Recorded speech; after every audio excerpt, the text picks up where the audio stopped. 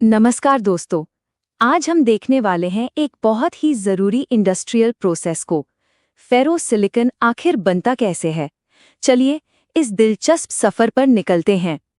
कभी सोचा है कि क्वार्ट्ज, कोक और लोहा जैसी आम सी दिखने वाली चीजें 1800 डिग्री सेल्सियस की जबरदस्त गर्मी में पिघलकर एक पावरफुल अलॉय में कैसे बदल जाती हैं?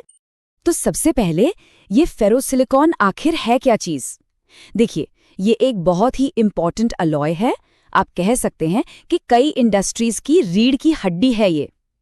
चलिए स्टेप बाय स्टेप समझते हैं कि ये बनता कैसे है। तो किसी भी चीज को बनाने के लिए सबसे पहले क्या चाहिए? रॉ मटेरियल्स यानी कच्चा माल। तो चलिए देखते हैं फेरोसिलिकॉन बनाने के लिए क्या क्या मिलाया जाता है। तो सबसे पहली और सबसे ज़रूरी चीज़ है क्वार्ट्स।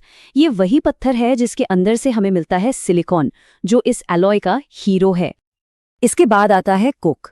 अब ये सिर्फ फर्नेस को गर्म करने का ईंधन नहीं है, इसका एक बहुत ही स्मार्ट काम है। ये एक रिड्यूसिंग एजेंट है। मतलब आसान भाषा में समझिए, इसका काम है क्वार्ट्ज में चिपके हुए ऑक्सीजन को खींचकर बाहर निकालना, ताकि हमें एकदम प्योर सिलिकॉन मिल सके। और तीसरा मेन इंग्रेडिएंट है स्क्रैप आयरन। जैसा कि नाम में ही है फेरो, तो ये वही लोहा है जो इस एलॉय को उसका फेरो वाला हिस्सा देता है। यहाँ पर एक बात गांठ बांधने वाली है, प्रपोर्शन। सही मिक्स ही सब कुछ है।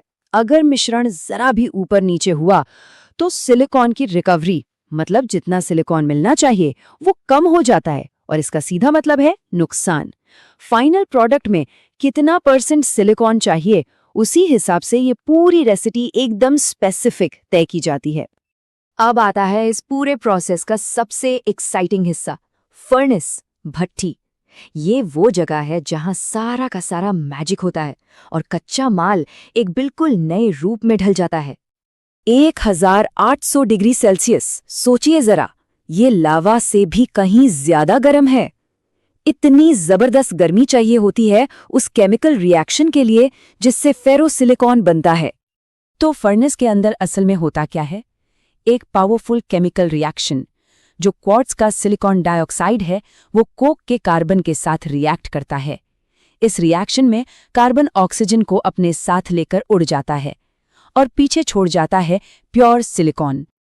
और जैसे ही ये सिलिकॉन आज़ाद होता है, ये फौरन फर्नेस में मौजूद पिघले हुए लोहे के साथ जाकर मिल जाता है। बस इसी पल जन्म होता है फेरोसिलिकॉन अलॉय का। अच्छा, एक और ज़रूरी बात, फर्नेस में इस मिक्स को लगातार ऊपर से डालते रहते हैं। इसे कहते हैं चार्जिंग। ऐसा इसलिए करते हैं ताकि फर्नेस का टेम्परेचर स्टेबल बना रहे, जो एक स्मूथ और एफिशिएंट प्रोसेस के लिए बहुत बहुत ज़रूरी है। ठीक है, तो अलॉय तो बन गया, लेकिन अभी वो पिघली हुई लिक्विड फॉर्म में है। अब देखते हैं कि इस खौलते हुए लिक्विड को आगे कैसे हैंडल किया जाता है। इस प्रोसेस को कहते हैं टैपिंग।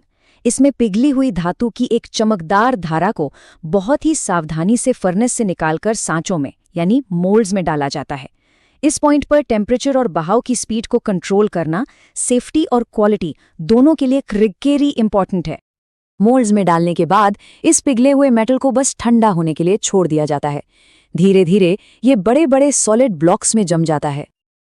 लेकिन इंडस्ट्री को इतने बड़े बड़े ब्लॉक तो चाहिए नहीं, तो इन ब्लॉक्स को क्रशर मशीन में डालकर छोटे छोटे टुकड़ों में तोड़ा जाता है। फिर इन्हें साइज के हिसाब से अलग किया जाता है, जैसे 10 से 25 mm या 50 से 100 mm। जिस प्लांट को जैसा साइज चाहिए वैसा तैयार किया जाता है।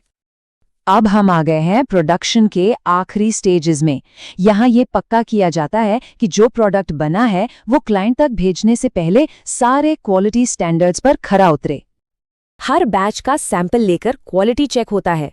लैब में टेस्ट करके ये कंफर्म किया जाता है कि इसमें सिलिकॉन का परसेंटेज कितना है, और इसी परसेंटेज के आधार पर प्रोडक्ट को ग्रेड दिया जाता है, जैसे FEC 70% या FEC 75%। और बस क्वालिटी अप्रूव होने के बाद इसे बोरियों में पैक किया जाता है, वजन होता है और डिस्पैच के लिए तैयार कर दिया जाता है। यहाँ आकर मैन्युफैक्चरिंग का ये सफ़र पूरा होता है। हमने ये तो समझ लिया कि फेरोसिलिकॉन कैसे बनता है, पर अब ये जानना भी उतना ही ज़रूरी है कि ये क्यों इतना इम्पोर्टेंट है। मतलब आखिर इस एलॉय में ऐसा क्या खास है कि स्टील बनाने के लिए ये इतना ज़रूरी है? चलिए इसका जवाब भी जानते हैं। देखिए, इसके दो बहुत बड़े काम हैं जो इसे सुपर वैल्यूएबल बनाते हैं। पहला, ये एक डीऑक्सीडाइजर है। आसान भाषा में कहें तो ये पिघले हुए स्टील से ऑक्सीजन जैसी गंदगी को हटाकर उसे साफ करता है, जिससे स्टील की क्वालिटी एकदम टॉप क्लास हो जाती है।